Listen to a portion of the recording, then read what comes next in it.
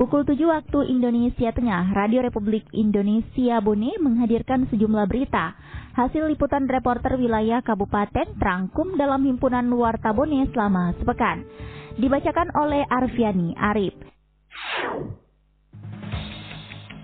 Berikut berita pertama. Guna meningkatkan ketahanan pangan di Kabupaten Bone, ratusan penyuluh pertanian siap memberikan penyuluhan terhadap 6.636 kelompok tani yang tersebar di 27 kecamatan. Selengkapnya dilaporkan Suryani Arifin. Untuk mendukung pembangunan pertanian yang berkelanjutan demi meningkatkan kesejahteraan petani dan mendorong ketahanan pangan secara nasional, sebanyak 178 penyuluh pertanian di Kabupaten Bone yang terdiri dari penyuluh PNS, P3K, honorer, dan swadaya, memberikan penyuluhan terhadap 372 desa dan kelurahan yang ada di Kabupaten Bone. Hal itu disampaikan Kepala UPT Penyuluh Pertanian Dinas Tanaman Pangan, Hortikultura, dan Perkebunan Kabupaten Bone, Akifa Aksa. Dikatakan, penyuluh harus menjadi sistem yang memiliki tugas dan fungsi memberikan penyuluhan kepada petani melalui pendekatan kelompok tani, agar pengetahuan, keterampilan, maupun sikap petani menjadi lebih baik dalam mengelola usaha tani, guna meningkatkan kesejahteraannya. Dalam melaksanakan tugasnya agar berjalan efektif dan efisien,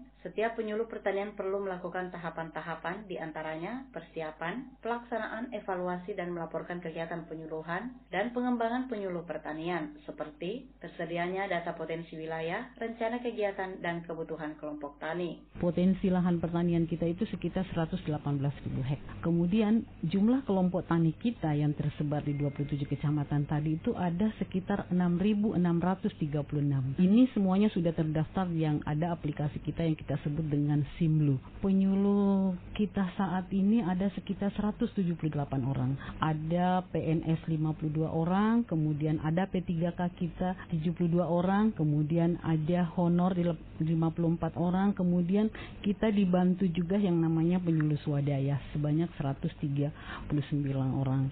Mereka ini tersebar di 7 kecamatan. Adapun jumlah kelompok tani di Kabupaten Bone sebanyak 6.636 kelompok dan tiap kelompok memiliki anggota 17 hingga 30 orang.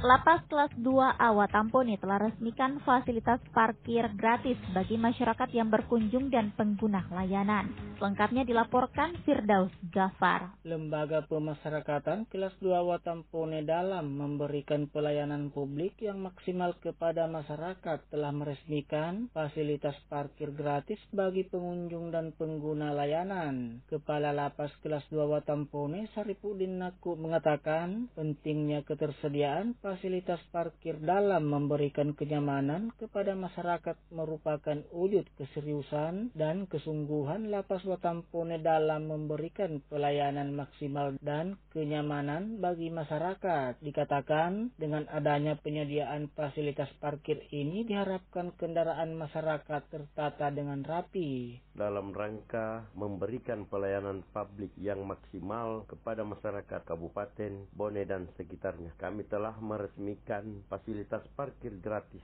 bagi pengunjung dan pengguna layanan, di mana pentingnya ketersediaan fasilitas parkir dalam memberikan kenyamanan kepada masyarakat. Ini merupakan wujud keseriusan dan kesungguhan Lembaga Pemasyarakatan kelas 2 Watampone di dalam memberikan pelayanan maksimal dan kenyamanan. Ditambahkan, fasilitas parkir ini merupakan bagian grand design Lapas Watampone dalam mewujudkan zona integritas dengan melakukan pembenahan pada berbagai fasilitas publik secara bertahap.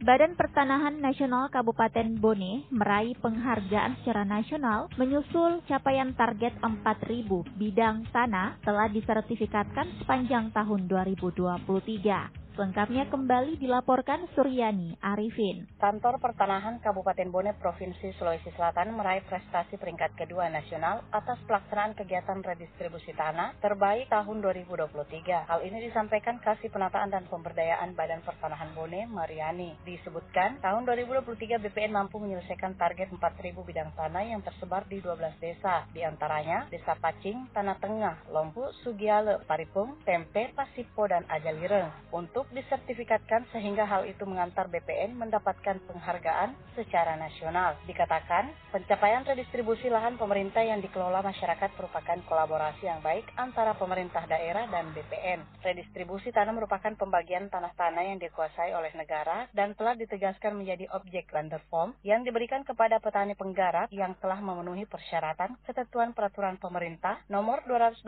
tahun 1961 dengan tujuan terwujudnya keadilan dan pemerataan penguasaan dan pemilikan tanah serta optimalisasi dan peningkatan efisiensi pemanfaatan tanah untuk meningkatkan produktivitas dan kesejahteraan masyarakat.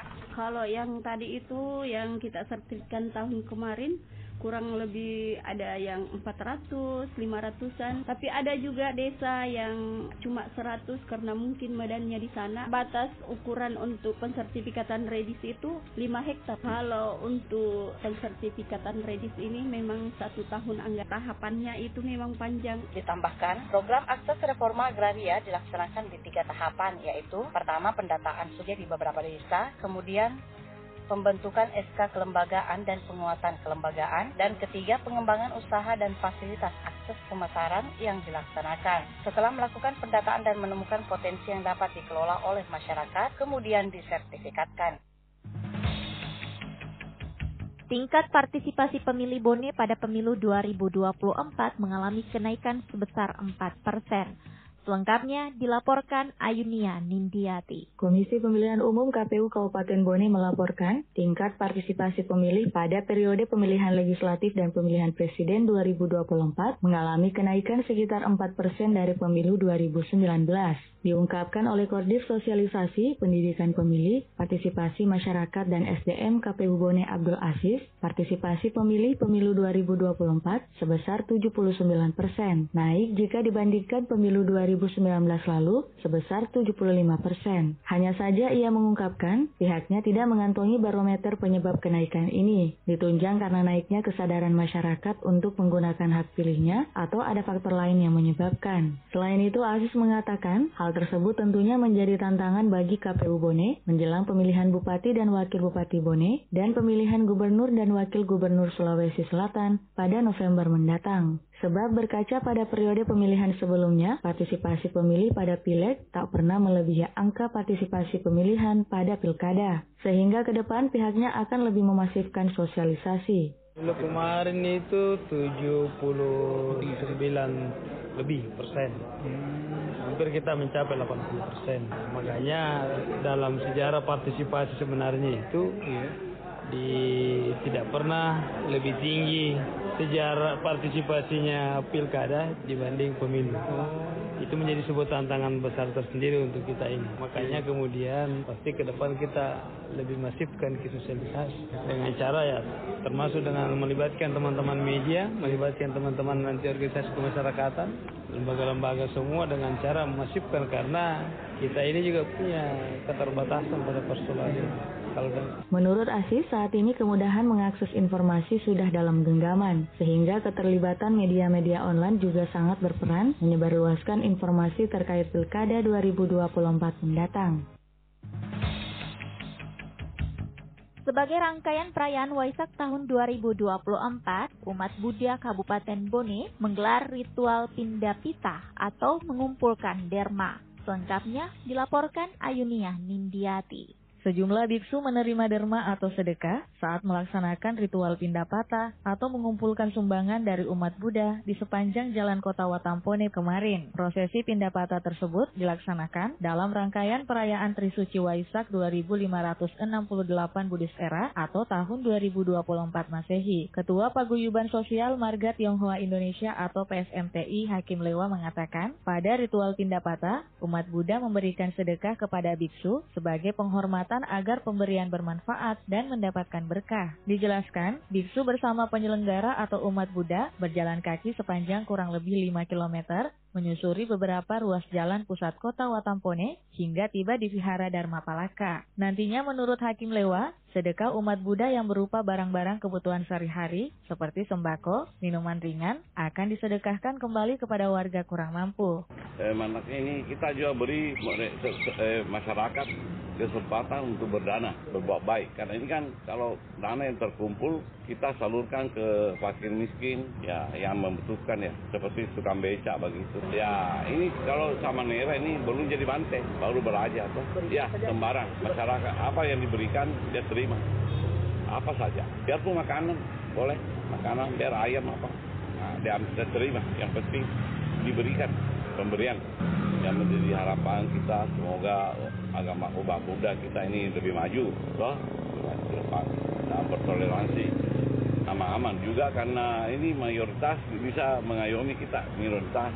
Kegiatan pindah patah umat Buddha tersebut juga diikuti oleh penyelenggara yang menggunakan mobil box untuk memuat pemberian umat Buddha lainnya.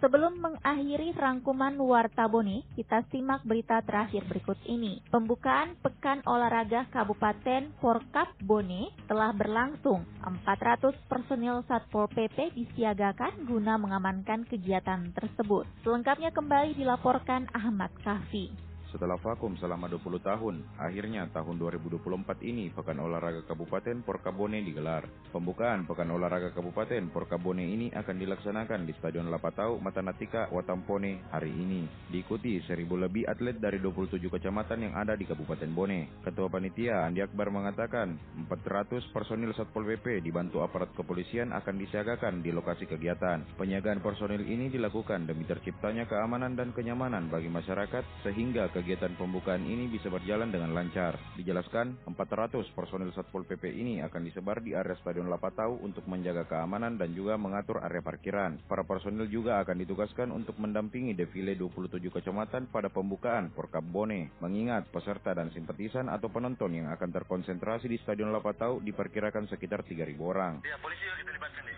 Kemarin dari Polres juga ikut rapat terakhir di technical meeting sekaligus penyampaian kesiapan personil dari polisi untuk terlibat dalam khususnya dalam pembukaan. Yang pasti bahwa di pembukaan ini yang paling banyak terkonsentrasi orang di sini karena pesertanya bisa dibayangkan 27 kecamatan dengan jumlah peserta yang mau datang itu setiap kecamatan di rata-rata di atas 100. Jadi kalau misalnya 150 saja atau 200 ya bisa dipastikan bahwa di sini akan terkonsentrasi orang 3.000 orang ditambah dengan mungkin penonton atau simpatisan yang lain. Adapun 4 personil yang akan disiagakan di setiap venue cabang olahraga demi menjaga keamanan dan kelancaran di setiap venue tersebut. Demikian hasil rangkuman Warta Berita RRI Bone dalam sepekan. Siaran kami dapat Anda akses melalui website di rri.co.id atau melalui RRI Digital yang dapat Anda download di Play Store atau App Store. Segenap tim redaksi RRI Bone mengucapkan terima kasih dan selamat pagi.